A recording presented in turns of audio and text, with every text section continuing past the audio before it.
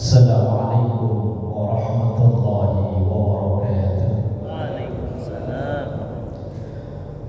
Alhamdulillahilladzi arsala anbiya'a dhawi fatana bis-sidqi wat-tablighi wal-amanah. Tsumma salatu wassalamu ala taha rasulillah. Tsumma salatu wassalamu ala yasin habibillah wa ala alihi wa ashabihi wa man tabi'ahu bi ihsanin ila yaumil qiyamah. Subhanaka la ilma lana illa ma 'allamtana innaka antal alimul hakim. Rabbi shrah li sadri wa yassir li amri wahlul 'uqdatam min lisani yafqahu qawli waj'al li waziran min ahli. Amma ba'd. Hadratul ulama wal quraba wa julasa'il al-afadil, wa bi khusus sesepuh kita, orang tua kita Haji Muhammad Rawi, guru kita Pak Ustaz Ilham Khalid, Bapak Ketua Masjid Pak Ustaz Saiful, dan bapak-bapak semuanya yang hadir pada malam ini. Semoga kita semua selalu dikaruniai sehat, afiat, panjang umur, dalam taat ibadah kepada Allah Subhanahu wa taala. Alhamdulillahirabbil alamin. Mengawali taklim malam ini, mari bersama mendoakan kedua orang tua kita yang masih ada, semoga selalu sehat afiat, yang telah tiada semoga ditempatkan di raudhah min riyadil jannah. Kita doakan semua guru-guru kita doakan semua orang yang berjasa berbuat baik kepada kita, terkhusus yang mewakafkan, memperjuangkan Masjid Nurul Islam Toja ini. Kita doakan anak cucu keturunan kita dijadikan salih salihah, keluarga sakinah mawaddah warahmah, rezeki yang halal dan barakah. Kita doakan apabila ada yang sakit, mungkin keluarga kita dimanapun berada, atau jamaah kita, atau warga kita, tetangga kanan kiri kita yang saat ini sedang sakit, kita doakan semoga penyakitnya diangkat oleh Allah Subhanahu wa taala. Dan juga kita doakan saudara-saudara kita muslim dimanapun berada, semoga selalu dalam kebaikan dari Allah. Ala hadiniyah wa ila hadratin nabiyil mustafa Muhammadin sallallahu alaihi wasallam. Syukrillahi lahum al-fatihah. A'udzu billahi minasyaitonir rajim. Bismillahirrahmanirrahim. Alhamdulillahi rabbil alamin arrahmanir rahim maliki yaumiddin. Iyyaka na'budu wa iyyaka nasta'in. Ihdinas siratal mustaqim. Shiratal ladzina an'amta 'alaihim ghairil maghdubi 'alaihim waladdallin. Amin amin ya rabbal alamin. Jemaah yang dimuliakan Allah, hari ini kita sudah di pertengahan bulan Dzulqa'dah, tanggal 14 kalau nggak salah ya. Yang mana bulan Dzulqa'dah ini termasuk salah satu dari 4 Ashhurul Hurum. Dalam surah At-Taubah ayat yang ke-36, Allah Subhanahu wa taala sampaikan, inna iddatash syuhuri indallahi 12 syahra fi kitabillahi yawma khalaqas samawati wal ard minha arba'atul hurum. Inna iddatash syuhur, sesungguhnya hitungan bulan-bulan, indallahi, di sisi Allah, isna asyara syahra, ada 12 bulan. Fi kitabillah, yang tercatat dalam kitab Allah, yauma khalaqas samawati wal ard, masa penciptaan langit dan bumi. Minha, sebagian dari 12 itu, arba'atun, ada 4 hurumun yang istimewa. 4 bulan yang istimewa itu, yang pertama Dzulqa'dah, sekarang. Kemudian yang kedua Dzulhijjah, bulan depan. Kemudian Muharram, bulan depannya lagi. Kemudian agak berjarak, yaitu bulan Rajab. Lah di bulan Dzulqa'dah ini kalau diambil dari sisi bahasa, zu itu artinya memiliki, qa'dah dari kata qa'ada, duduk. Budaya di bangsa Arab dulu, kalau bulan Dzulqa'dah itu ada istilahnya gencatan senjata. Karena suku-suku di Arab sebelum datangnya Islam, perang itu termasuk hobi. Tawuran kayak anak STM. Hobi. Lah ketika di bulan Dzulqa'dah mereka sepakat mengadakan gencatan senjata. Lah kemudian budaya itu terus diadopsi atau diterima oleh Islam bahwa di bulan-bulan haram atau Asyhurul Hurum itu tadi, Dzulqa'dah, Dzulhijjah, Muharram dan Rajab, itu memang larangan untuk perang dan ada beberapa keistimewaan yang disampaikan oleh Rasulullah, di antaranya nilai atau pahala dari kebaikan yang kita lakukan di bulan Dzulqa'dah, Dzulhijjah, Muharram dan Rajab dilipat gandakan oleh Allah. Begitupun sebaliknya, amal buruk yang kita lakukan dosanya juga sama. Lah kemudian di masyarakat kita Indonesia ini, Dzulqa'dah kalau orang Jawa itu nyebutnya bulan Apit. Kalau di Jakarta bulan apa ya? Kalau saya pernah baca satu artikel dari buku-buku budaya Jawa, kenapa disebut Apit? Karena bulan Dzulqa'dah itu diapit 2 bulan hari raya. Diapit antara Syawal dan Dzulhijjah. Syawal ada Idul Fitri, Dzulhijjah ada Idul Adha. Maka disebutnya bulan Apit. Dan juga orang-orang dulu, wallahu alam, cuman sekarang kayaknya sudah enggak, ada mitos. Mitos itu sesuatu yang enggak jelas sumbernya. Kalau dalam hadis memang Rasulullah mengatakan wa quriha lakum qila wa qala, dan tidak disukai untuk kalian, alias Islam tidak menyukai untuk kita yakini, yaitu qila wa qala. Qila itu artinya dikatakan, wa qala dan mengatakan. Artinya meyakini, mempercayai sesuatu yang tidak jelas sumbernya, tidak ada dalil nakli. Dalil nakli itu dalil yang bersumber dari Quran maupun hadis, dan gak ada dalil akli. Akli itu dalil yang bersumber dari akal sehat kita. Di antaranya mitos yang berkembang di bulan Dzulqa'dah atau bulan Apit, konon katanya orang gak berani mengawali usaha, takut rezekinya kecepit. Dan memang Muslim Indonesia ini Pak, ya mau tidak mau, percaya tidak percaya, masih meyakini hal-hal yang model begitu. Ada orang anyang-anyangan, tahu anyang-anyangan Pak? Kok yang diikat karet jempolnya itu dalil aklinya masuk akal nggak? Atau mungkin secara medis ada hubungannya jempol kaki yang diikat pakai karet, kemudian ada hubungannya dengan anyang-anyangan. Kalau orang Jakarta enggak tahu ya? Oh, sama aja? Sama aja. Mungkin Bapak ngalami ada orang yang mau naik kendaraan jauh biar enggak kebelet BAB ngantongin kerikil. Ada Pak ya? Ada yang kalau depan rumah banyak kupu-kupu, katanya mau datang. Mitos. Bahkan zaman saya kecil itu dulu Pak, asal menjelang bulan Muharram, bulan Suro, ini ya bapak saya termasuk, itu kalau punya sapi yang warnanya putih, itu dicat pakai daun jati yang muda ya, dipotek kemudian diusek-usek di sini. Itu bapak dulu saya tanya, Pak maksudnya apa?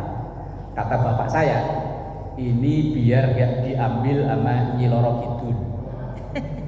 Loh, Nyiloro Kidul ngambil sapi, tiap suro Nyiloro Kidul itu mantu lah, sapi yang diambil yang warnanya putih. Lah kok tiap tahun mantu Nyiloro Kidul anaknya ada berapa? Tapi kesini begitu anak-anaknya pada ngaji, pada kenal ajaran-ajaran Islam, mulai hilang. Mitos-mitos seperti itu mulai hilang. Walaupun ya prosesnya tidak cepat, bertahun-tahun. Lah untung dulu yang membawa Islam ke Indonesia ini para wali songo yang begitu bijak luar biasa mengakulturasikan budaya. Artinya budaya yang sudah ada tidak langsung dihancurkan, dimusnahkan, tetapi budaya yang sudah ada dikemas, diisi dengan ajaran-ajaran agama. Contoh, wallahu alam yang benar Pak ya. Kalau kita baca dalam buku-buku budaya, itu budaya 3 hari, 7 hari, 40, 100 dan seterusnya itu sudah ada sebelum Islam datang ke Indonesia. Wallahu alam, namanya sejarah itu kadang simpang siur. Kemudian begitu para wali songo datang membawa ajaran agama ke Indonesia, budaya itu tidak dihilangkan, tetapi biarkan tetap, karena nanti kalau langsung dihancurkan umat makin menjauh.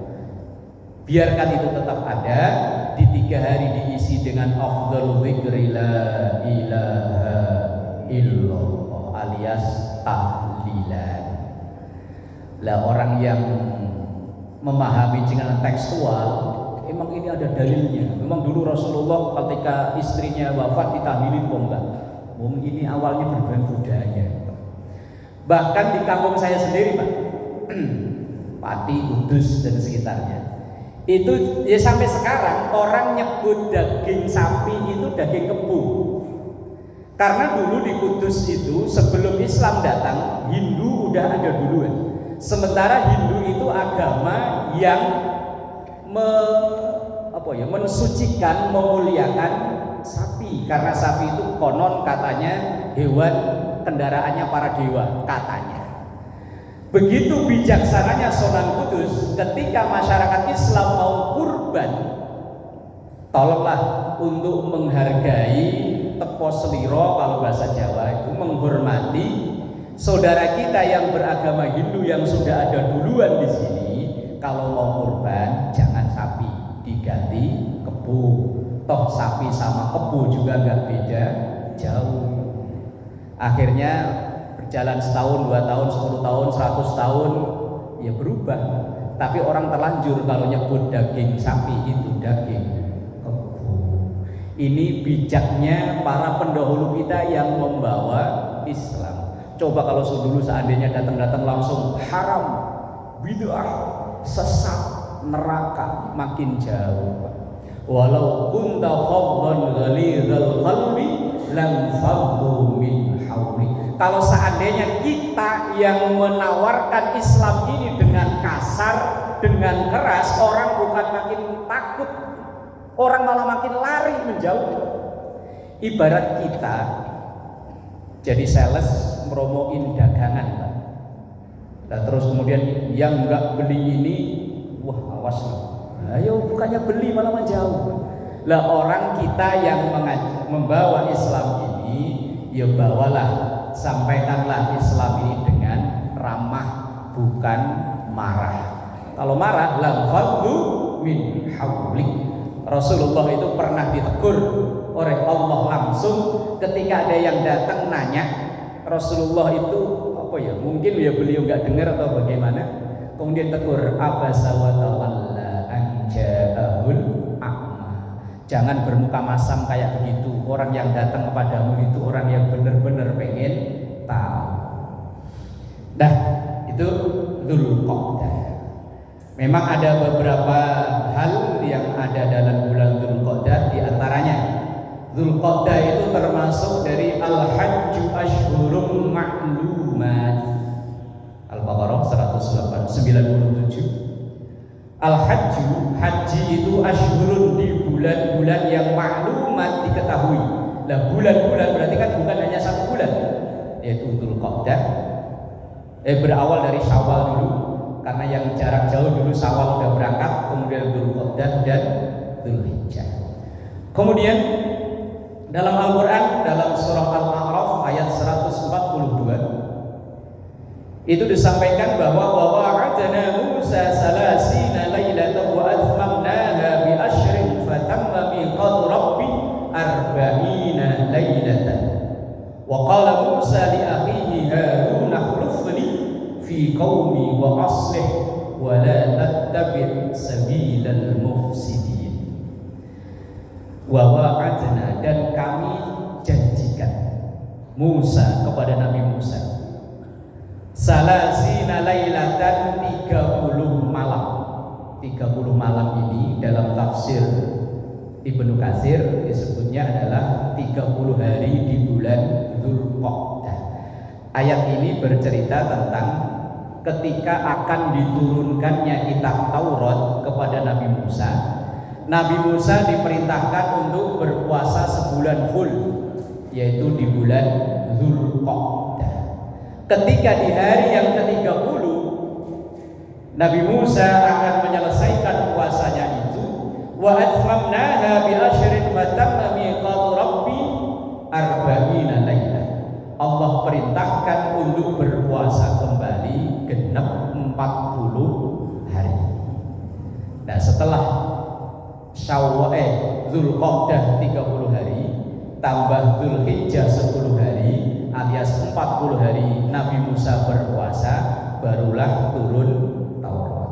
Dan bedanya Taurat itu turunnya sekaligus, kalau Quran berproses kurang lebih 23 tahun kurang lebih. Nah, Taurat turun pada Nabi Musa sekaligus setelah Nabi Allah Musa diperintahkan untuk berpuasa 30 hari di bulan Dzulqa'dah dan 10 hari di bulan Dzulhijjah. Nah, ini beberapa peristiwa yang ada di bulan Dzulqa'dah. Kemudian pada bulan Dzulhijjah, bulan depan, termasuk bulan istimewa itu tadi. Karena di bulan Dzulhijjah ini ada hadis Rasulullah SAW, hadis sahih, banyak dimuat dalam kitab-kitab hadis. Riwayat dari Abdullah bin Abbas.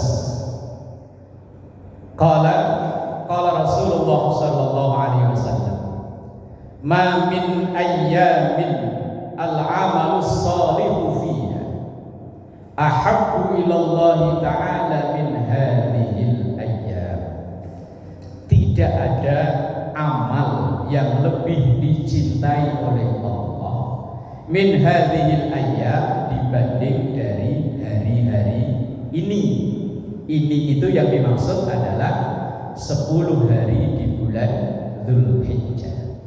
Qalu, kemudian para sahabat bertanya, walal jihadu ya Rasulullah, walal jihadu fi sabilillah ya Rasulullah. Bagaimana kalau dibanding dengan jihad ya Rasul? Jihad itu kalau dulu maknanya ya perang angkat senjata. Tapi zaman sekarang jihad itu ya enggak begitu. Saudara-saudara kita ada yang kurang pas memaknai jihad, bahwa jihad itu ya perang. Lah kalau saudara kita yang di Palestina, ya, lalu kita di Indonesia mau perang lawan siapa? Sesama muslim, walaupun tidak muslim, non muslim di Indonesia ini zimmi. Zimmi itu orang yang berbeda agama dengan kita, tapi hidup berdampingan, bareng-bareng, akur rukun dengan kita. Rasulullah menjamin, man adza zimmiyan faqad adani. Orang yang menyakiti kafir zimmi, kafir zimmi itu orang yang tidak beragama Islam tapi hidup rukun bareng-bareng dengan kita. Rasulullah sampaikan, man adza zimmiyan faqad adani. Siapa yang menyakiti orang zimmi maka sama dengan menyakiti aku. Itu jaminan keamanan dari Rasulullah untuk saudara kita yang berbeda agama tapi hidup rukun. Beda kasusnya dengan yang di Palestina, yang di Gaza. Ya jihadnya ya memang itu. Walal jihadu ya fi sabilillah ya Rasulullah. Qala, menjawab Rasulullah, walal jihadu fi sabilillah, tidak juga jihad di jalan Allah, illa rajulun kharaja bi nafsihi wa malihi falam yarji' bidzalik, kecuali seseorang yang memang ia berangkat dari rumahnya dengan membawa hartanya, dengan jiwanya, dan ia tidak kembali, alias syahid. Dan kalau sekarang ya maknanya kontekstualnya untuk kita orang Indonesia ya tidak seperti itu. Jihad tidak seperti itu. Kalau kita seorang suami bekerja dengan baik, mencari rezeki halal, itu jihad kita. Seorang guru mengajar dengan baik, ya itu jihadnya. Yang masih pelajar, adik-adikku yang masih sekolah belajar dengan baik, ya itu jihadnya. Bismillahirrahmanirrahim. Ada keterangan bahwa innallaha ta'ala minas sanati salasa asyaratin, bahwa Allah Subhanahu wa ta'ala memilih ada 3 macam 10 hari yang istimewa. Ada 3 macam 10 hari yang istimewa. Yang pertama, al-ashrul akhiru min Ramadan lima fihi min barakati lailatul qadri, yaitu 10 hari terakhir di bulan Ramadan. Karena saat itulah dalam hadis-hadis sahih diyakini turunnya Lailatul Qadar. Cuman sayang, 1000 kali sayang, kita masyarakat muslim Indonesia ini kalau 10 hari terakhir itu semangatnya udah mulai luntur. Udah pulang-pulang 10 hari pertama itu ya Allah, saya yakin masjid ini mungkin sampai keluar sana ya. 10 hari kedua tinggal paruh, 10 hari ketiga itu kadang tinggal ya Allah 4L, kalau kata orang Bekasi 4L, lu lagi orangnya ya itu aja yang sampai. Rasulullah SAW itu justru, kita ini ngaku umatnya Rasulullah, tapi kalau dalam menjalani amalia Ramadan ini berbanding terbalik dengan Rasulullah. Kita itu gaspol di awal Ramadan, melempem di akhir Ramadan. Kalau Rasulullah dibalik, Pak. Awal Ramadan ibarat gas biasa-biasa aja, tapi 10 hari terakhir sampai-sampai beliau itu mohon maaf tidak menggauli istrinya ketika di 10 hari terakhir di bulan Ramadan, karena fokus memang untuk ibadah yang mahdoh, ibadah yang inil. Kita dibalik Pak ya. Ya mas, tapi penyakit bertahun-tahun kok ya nggak sembuh-sembuh. Kayaknya dalam pengamatan pribadi saya malah kayak makin parah. Di sini moga-moga enggak ya? Insya Allah di sini enggak. Di tempat saya itu ya Allah, asal udah tanggal 15 ya.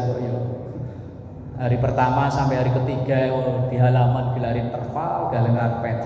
Hari keempat udah nggak ada orangnya. Ya moga-moga lah ya yang nggak hadir mungkin terawihnya pindah ke Masjidil Haram kali.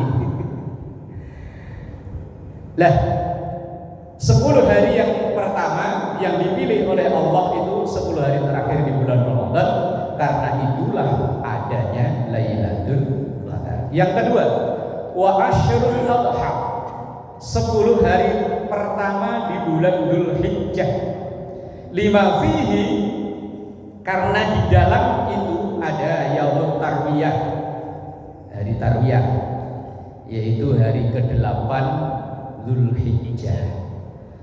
Kalau riwayat yang ditulis di kitab Durratun Nasihin, tarwiyah itu awal Nabiullah Ibrahim mimpi kurban itu. Kalau dalam keterangan kitab itu loh Pak, walaupun kitab itu oleh para pakar hadis banyak dikritisi karena banyak hadis yang maudhu. Dalam kitab itu diceritakan Nabiullah Ibrahim itu kan kepleset omongan awalnya. Beliau itu kan berumah tangga sekian tahun nggak dikaruniai putra, sampai akhirnya kemudian menikah lagi. Nah, tapi beliau ini bukan orang miskin, orang kaya. Kalau kurban itu nggak kira-kira Kita kan kurban kambing satu aja nawarnya lama. Lama, nawar lagi pindah ke yang jualan sebelah, balik lagi muter. Nabi Ibrahim itu kalau kurban dalam keterangan kitab itu bukan puluhan, Pak, ratusan hewan kurban. Lah karena kurbannya banyak ini manusiawi, Pak. Sifat manusiawinya nimbul, dipuji orang. Wah, Ibrahim luar biasa, tiap tahun kurbannya kok begini. Lah kepleset omongan, jangankan hewan kurban, kalau saya punya anak, kalau Allah menghendaki kurban, saya kurbanin. Kalau itu sama kayak beberapa tahun yang lalu, kalau yang pada pasang gambar di pinggir jalan ya Pak, itu kan kalau saya kepilih akan.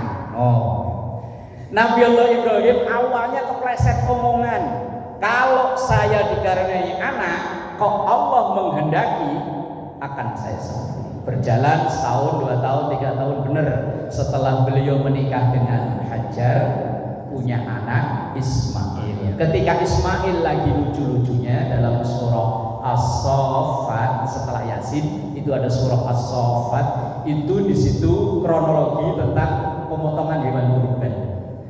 Falamma balagha ma'ahu sa'ya, ketika balagha ma'ahu sa'ya, Nabi Allah Ismail menyertai bapaknya Ibrahim itu, kalau bahasa kita gampangnya lagi lucu-lucunya. Ya mungkin usia 5 tahun, 6 tahun ini kan lagi gemes-gemesinnya anak segitu. Apalagi ditunggu sekian tahun belum punya anak.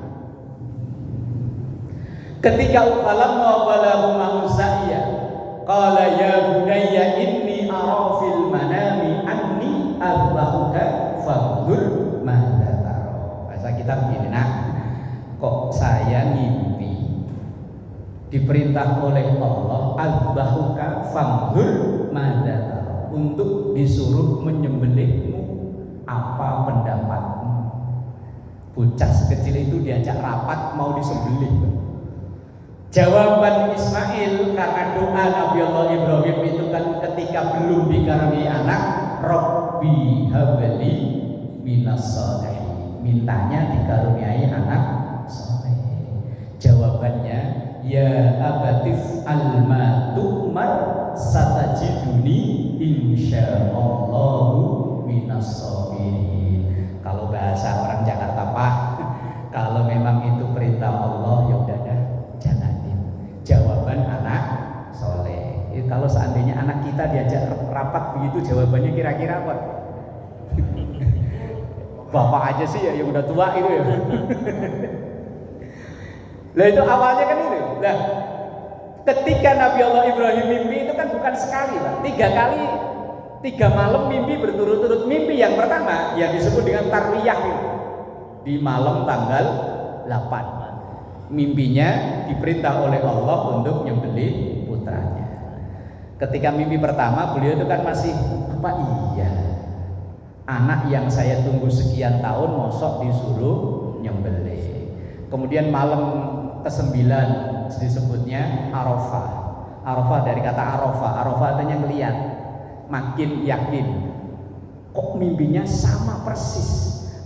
Lah kalau ini dari setan mosok sama persis. Wah iya kali. Malam ketiga, malam tanggal 10, bener mimpi sama persis. Nah paginya baru untung, Pak, diganti dengan kambing. Kalau enggak diganti, laki-laki habis. Iya, umpama punya anak 6 setahun 1 habis 6 tahun. Kalau saya cuma 3 tahun udah habis. Tapi itu kalau bahasa boleh pakai bahasa yang sedikit gak sopan, Pak.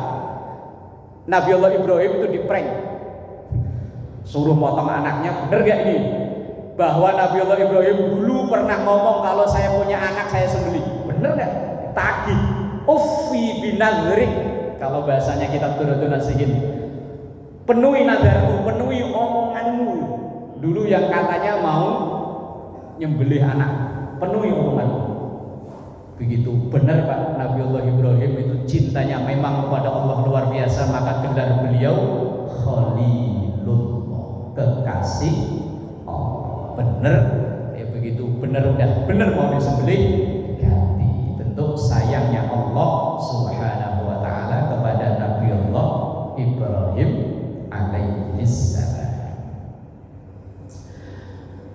Lima fihi min yaumit tarwiyah wa yaumi arafah al-adhahi wa talbiyah wal haji wa anwa'il manasik.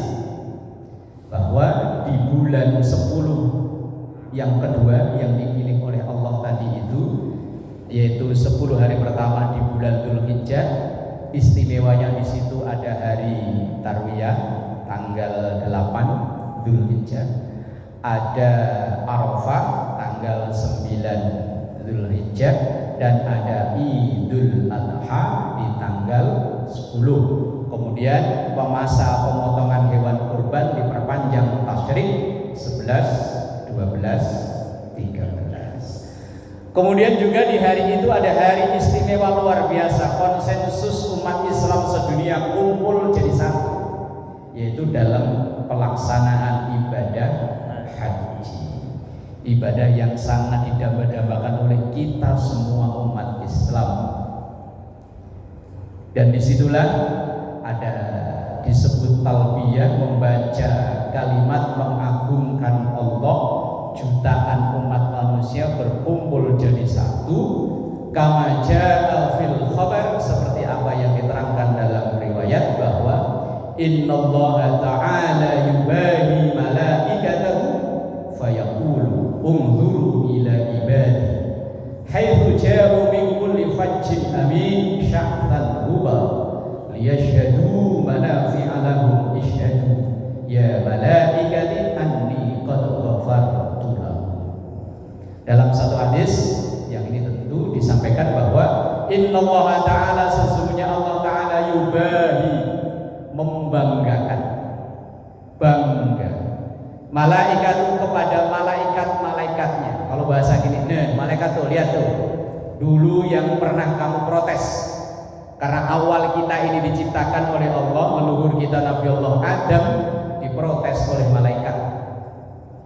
Wa qala rabbuka lil malaikati inni ja'ilun fil ardi khalifah qalu ataj'alu fiha may yufsidu fiha wa yasfiku dima wa nahnu nusabbihu bihamdika wa nuqaddisu lak qala inni a'lamu ma la ta'lamun.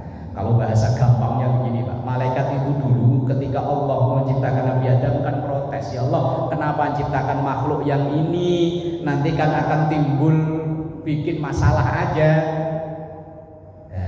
Qala inni a'lamu ma la ta'lamun. Allah menjawab, saya yang lebih tahu. Nah maka lihat tuh, yubahi malaikatahu, Allah membanggakan betapa banyaknya umat manusia yang menyembah pada Allah berkumpul jadi satu. Haitsu ja'u min kulli fajjin amin, sehingga mereka datang dari seluruh pelosok penjuru muka bumi. Dan itu di antara istimewanya 10 hari awal di bulan Dzulhijjah. Dan tentu yang sangat istimewa dan ditunggu-tunggu ya sholat Idul Adha, sholat yang jadi favorit banyak umat Islam. Karena banyak umat Islam ini sholat 5 waktunya kadang enggak, subuhnya enggak, tapi sholat Idul Adha datang. Kalau saya ditanya gimana Pak Ustaz? Timbang. Jawaban saya timbang. Timbang apa ya? Timbang enggak sholat belas. Masih mending lah, masih ingat kalau dia Islam itu. Paling enggak dia pernah sujud setahun paling enggak. Sholatnya nungguin Bang Dul, kalau bahasanya orang Bojong, Bang Dul, Dul Fitri sama Dul ya kalau saya ditanya ya timbang dia belas nggak pernah sholat padahal KTP-nya Islam, ketika nikah yo baca syahadat ya masih bagus lumayan lah, paling enggak pecinya yang dibeli, sarungnya itu udah pernah dipakai buat sujud. Kemudian yang ketiga yang dipilih oleh Allah dari 3 macam 10 itu wa asyrul Muharram, yaitu 10 hari pertama di bulan Muharram. Lima fihi min barakati yaumi Asyura. Karena disitulah ada yang disebut dengan hari Asyura. Bahkan mohon maaf saudara kita yang berafiliasi ke Syiah. Syiah itu memang di Indonesia tidak begitu banyak. Kalau di dunia ini mayoritas penganutnya di Irak. Di Indonesia ya ada, cuman nggak begitu banyak. Melakukan ritual khusus yaitu di Asyura. Karena menurut mereka tanggal 10 Muharram itu adalah hari berkabung dunia. Karena pada tanggal itulah peristiwa, mohon maaf, peristiwa yang sangat-sangat memilukan, terbunuhnya cucu Rasulullah SAW, Sayyidina Husain bin Ali, dan yang membunuh adalah orang Islam juga. Nah, maka mereka mengadakan yaitu hari berkabung dunia, yaitu di tanggal 10 Muharram atau hari Asyura. Peristiwa terjadi di tanah Karbala. Cucu Rasulullah, kesayangan Rasulullah SAW dibunuh. Dan kita sebagai ahlus sunnah wal jamaah ya tidak sampai segitunya. Kalau saudara-saudara kita yang berafiliasi ke Syiah, pada hari itu mereka mengadakan satu ritual yang menyakiti dirinya sendiri. Ada yang dipukul badannya, ada yang kayak diseret badannya. Itu bukan, kalau dalam pandangan ulama ahlus sunnah wal jamaah ini menyelisih, tidak merupakan ajaran Islam. Walaupun di Indonesia ini tidak banyak, tapi kalau satu dua ada. Kalau dalam buku yang ditulis oleh ulama-ulama mereka, ciri khasnya diantaranya ketika mereka sholat pakai tanah segini buat sujud, tanah dari tanah Karbala. Ketika wudhu kaki tidak dibasuh tapi diusap. Walaupun ayatnya sama tapi memahaminya beda.